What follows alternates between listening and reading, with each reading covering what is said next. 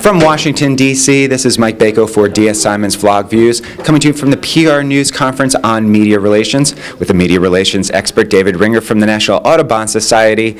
David, my Rolodex is a little bit small when it comes to following people and having them follow me, journalists in particular, on Twitter. You talked about Twitter becoming almost like the virtual Rolodex. Tell us a little bit about how you do that at the Audubon Society.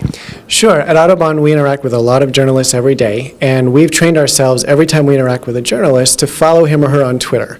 And then we organize them into lists so that we can follow people in different areas. We work on legislation, we work on science, we work on education. So we can follow people in those different realms, what they're talking about, what's important to them. And then if we're looking for somebody that we've worked with in the past, we can just scan through that list and find them. Now, journalists out there watching, you could admit it, you have a little bit of an ego when you are making those lists.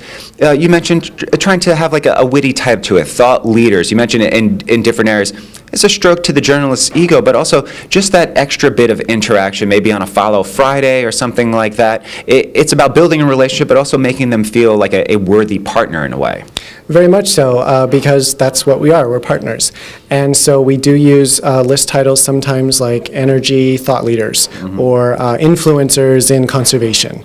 And that once those are public, then everyone can access that list. Other people can see it as well. And then the person who's been added to the list gets a notification that they're on that list. Follow Friday is a great thing as well. We certainly do that frequently. Try to shout out to supporters, grassroots supporters, influential supporters, journalists, make sure that everybody feels loved and appreciated.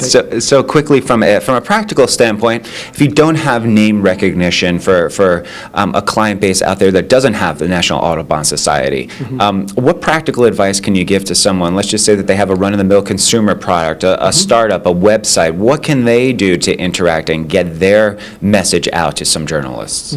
So it's about listening, right? It's about finding out who's talking about the area that you're active in and what they care about. And Twitter is a great way to do that because you can find those conversations by searching on hashtags or just on words, either through Twitter's interface or lots of other tools out there like Muckrack, Hootsuite are all great tools. So find out who's having the conversations you should be a part of, and then using all the kinds of social skills you would use to any other medium, just listen to what they care about, start up conversations, give them Follow Friday shout-outs, all of that great stuff. All right. Well, thanks for having a bit of a conversation with us from Washington, D.C. in the PR News Conference. I'm Mike Bako for Vlog Views.